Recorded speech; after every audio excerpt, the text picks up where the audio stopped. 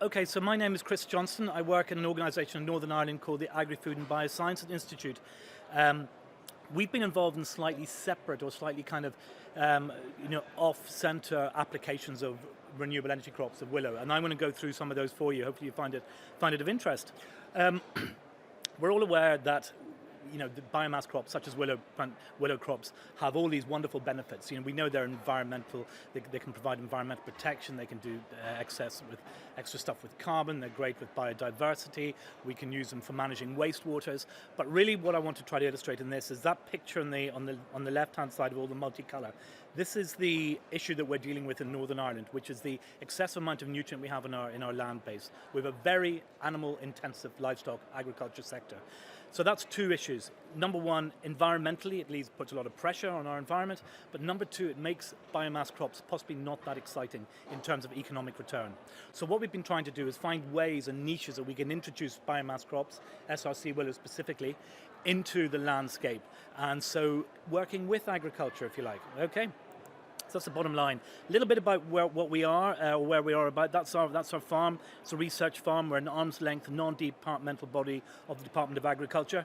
We've got a courtyard, conference centres, an anaerobic digester. There's milking parlours. We've got biogas pipelines that bring biogas down to a renewable energy centre for burning, for combustion in CHP.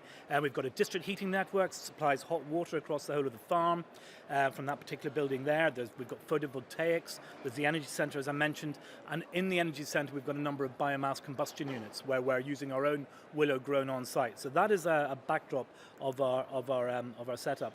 So the activities that we're involved in essentially are integrating biomass, as I've mentioned, with livestock agriculture.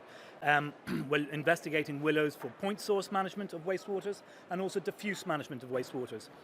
And I go into a little bit more in detail on that. We're looking at also some work on landfill leachates.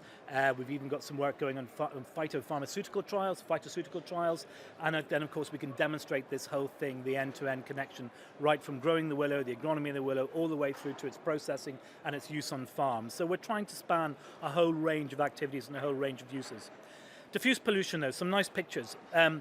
There's one or two talks around here that have been mentioning the use of LiDAR from airplanes, or I think it actually is from an airplane, to give a kind of an aspect of relief of the land base, and then using some soil characteristics we can get some digital terrain modelling. And this picture essentially shows one subcatchment in the Hillsborough farm estate, where it's giving the preferential runoff of water. So whenever we will have rainfall, this is the kind of the hydrological connectivity, if you like, from left to right is where the stream runs. And that is likely where we are going to see runoff. So we have an activity going on in Northern Ireland at the moment, which is a soil nutrient health scheme, which is going to be sampling all the fields and all the farms and coming up with pictures like this, giving the evidence to farmers that they can see where the likelihood of pollution entering the waterways. And as I've mentioned, we've got a lot of livestock, we've got a lot of slurry, we've got a lot of dirty water, we've got a lot of potential for water quality, and water quality is not improving, essentially. But what I want to focus on now is what we did in some EU project funding is we took that area and said, right, let's refer back to the 2016 Sustainable Agri-Land Management Strategy, which was produced to the Department of Agriculture and Environment. And it suggested that fast-growing woody species like willow could be used as biofiltration blocks to intercept runoff and to kind of manage the runoff of nutrient and pollution into our waterways. Let's prove it. Let's see if we can actually do it, we thought. So we said, right, let's LiDAR that field. So if we can attack that area there with a willow plantation, I wonder, could that make a difference to water quality? But at the same time, we also have another site, which is a far more controlled, replicated site, which we can look at runoff and willows as well. And this is what we did. So that's now a picture you can see. I got playing with the drone. You can see the willows nicely established. Hopefully you agree it's a nice picture. But there's the area where we've been running these replicated trials on that particular area. Now that's running downhill, and you can see that we've got blocks of willow and blocks of grassland. So directly from above, that's essentially what we've been doing. So we've been monitoring over the last 5 or 6 years the runoff of water quality into collectors at the bottom of this run. Okay, so it's 6 hydrologically separated areas, runoff running down. We've got drainage collectors and overland flow collectors at the bottom, where these samples are collected, collected by ISCO samplers, stored, and then away off to the lab, and we have them analysed. So that's the setup we have. And preliminary data shows that the blue line is showing the overall loading, phosphorus loading runoff from the willows, and the red line showing the overall phosphorus loading runoff from the grass. Now this, to me, looks as though it's working quite well. Now it's in a relatively short period. These are averages. I haven't got any statistical analysis in this particularly yet, but what we seem to be getting, picture top right there, just look at the top right one, that's the reduction in phosphorus discharge that we've had from the willows over the last, well, from 2016. So we seem to be getting consistent discharge reduction, which I think is the important bit. The scale of it, not so much, but I think that's a massive scale. Just to compound that with a little bit more sort of data, bottom left is the moisture content. We've been ongoing moisture content of all those different, or those 6 different plots as well, to see how does the moisture content of the soil vary from the willow and the grass. And we can see that we're continually getting more moist soil in the grass than we are in the willow. That probably stands, I mean, that's what we would expect. We know that there's more kind of hydrological drainage in the willow plantation, there's more transpirational uptake in the willow plantation, and it would seem to make sense. And the graph bottom right actually shows some Saturo analysis of percolation essentially down through, and again we're seeing the same reciprocal data. The orange lines, the first 2 is one zone, next zone, grass all the way along, but we can see we're getting far more hydrological conductivity of the water running straight through the soil, and this is using an automated Saturo, so there should be a reduction in human error, but we are definitely seeing higher percolation essentially in the willow plantations, and that would explain largely why we're getting a reduced runoff. It's worth mentioning as well, the big factor in the reduced P runoff is actually the flow. It's actually the volumetric flow.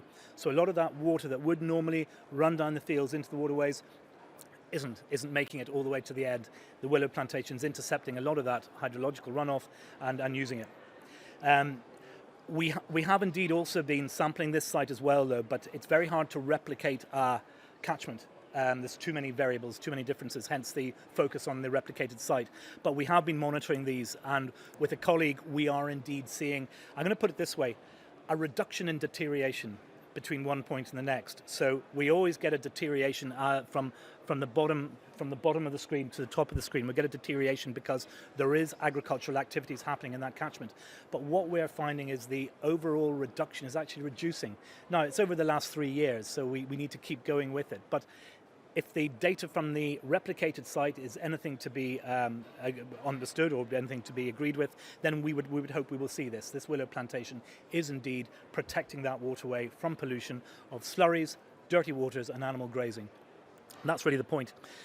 That's diffuse. The other thing we've been doing in AFBI quite a lot, and have been now for quite a long time, is can we use willow plantations as point source solutions? So using that willow plantation as kind of the nutrient uptake, the sponge to use that dirty water, rather than discharging it into a waterway where it's obviously going to cause a pollution.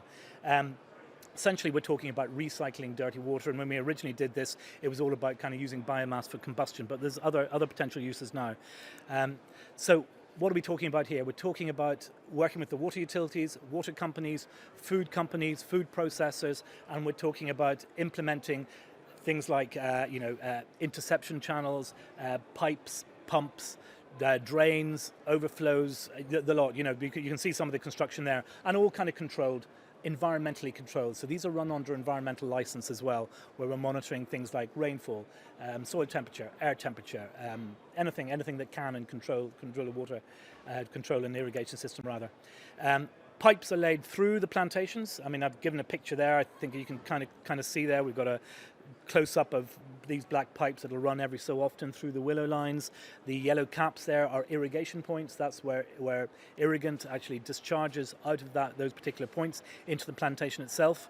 There's one irrigating. Now, that one is irrigating. It's squirting in the air. You normally don't see that, but I think it's more exciting to show you one squirting in the air because you can see it squirting in the air. Otherwise, you wouldn't see anything at all. It would just be a silent dribble, which is kind of what it is.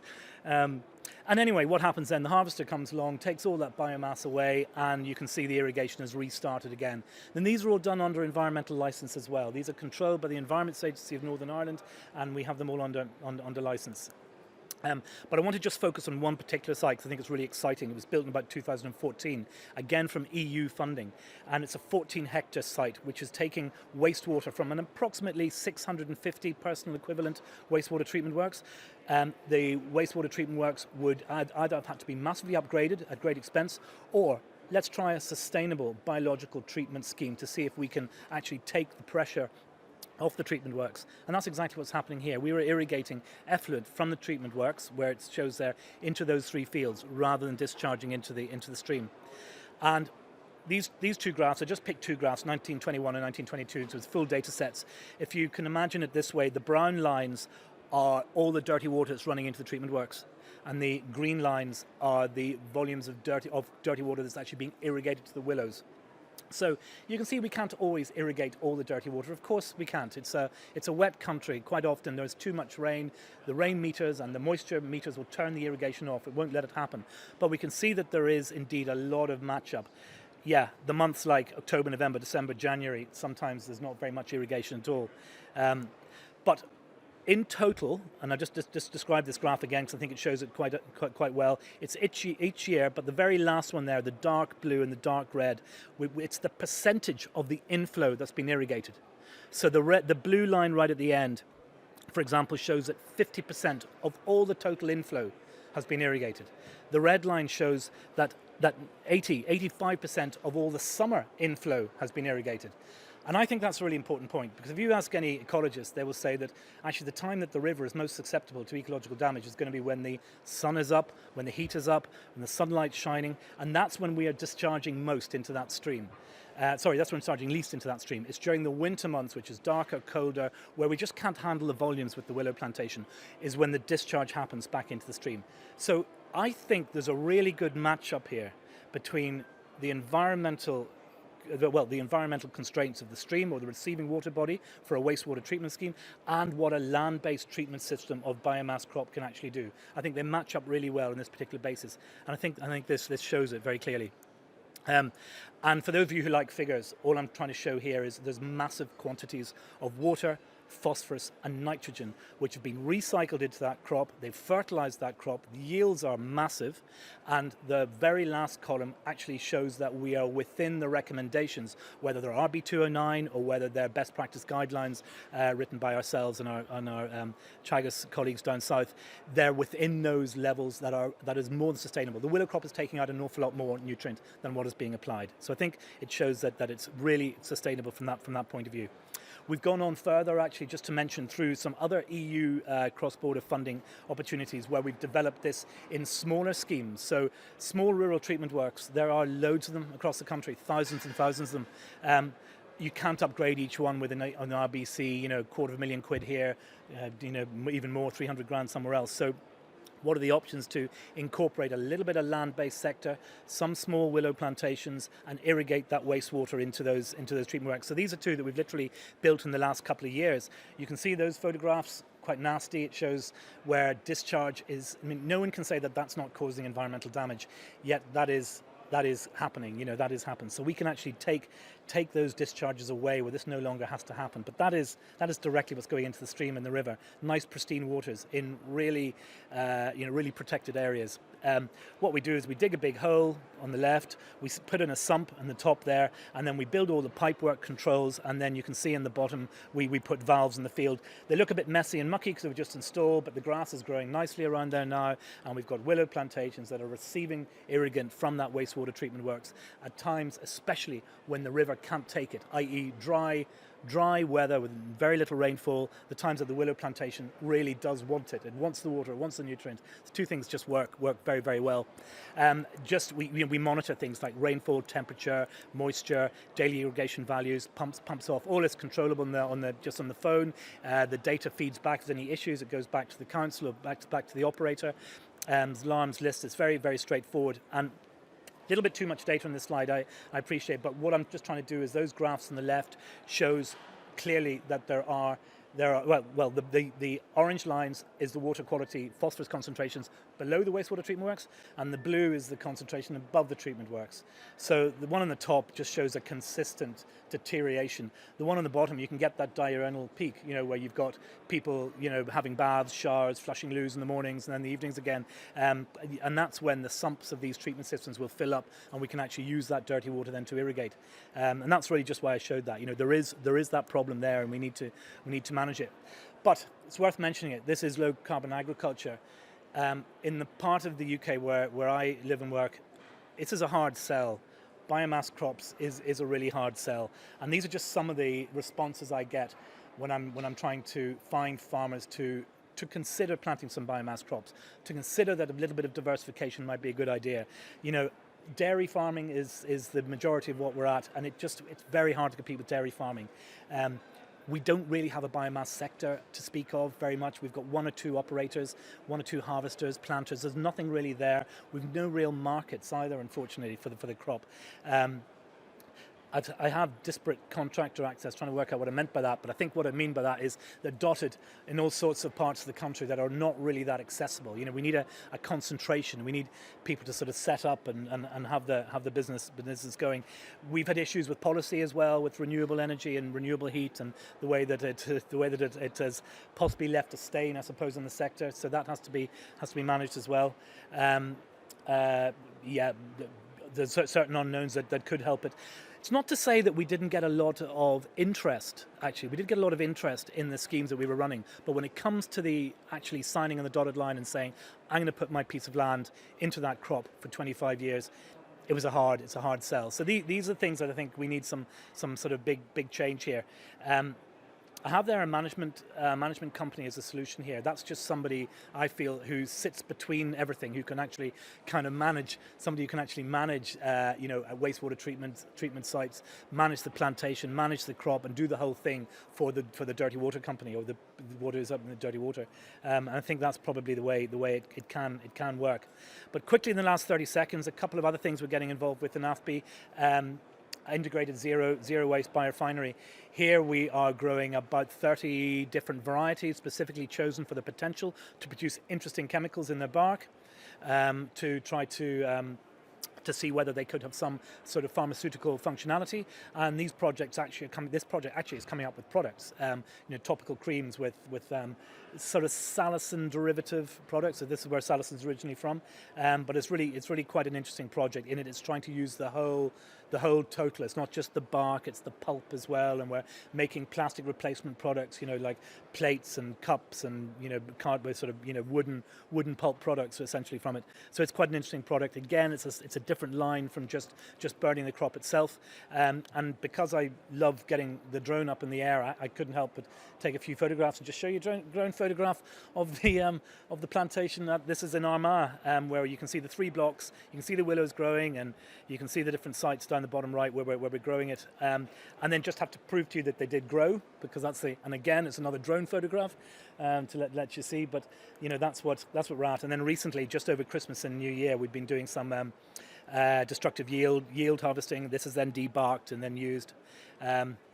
Some other bits we get involved with in AFBI as well is using willow plantations for managing landfills, landfill leachates to manage landfills from regulated sites and even kind of illegal sites as well, where landfill leachate is a problem and can be managed. And much better to try to manage it on site rather than tankering huge amounts of liquid, especially when it's raining a lot, across endless distances to have them treated then at wastewater treatment works. So what are the opportunities to try to do that? So we're currently doing this piece of work. Top left is in County Donegal. It's actually a landfill site that's actually built specifically to investigate whether landfill leachate can be applied to willows on the landfill surface. And bottom left are big lysimeters that I have, where we can assess different willows, different irrigation rates, different leachate qualities. And some of this is coming out with some really interesting information as well that should hopefully provide for a more sustainable environment when it comes to landfills.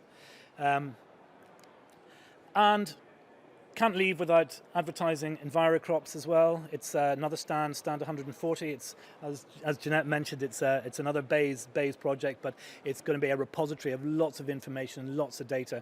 And if you can get the chance, come and see us, because if we are going to get a takeoff of this sector, this is going to be vital. This is going to be vital. There's too much to know without it in lots of different crops, and it's not just willow. And none of this would be possible without all our sponsors. So I've written a few of them down there, because all our research and money doesn't come out of the sky. We have to thank people for it. So thank you very much for your time.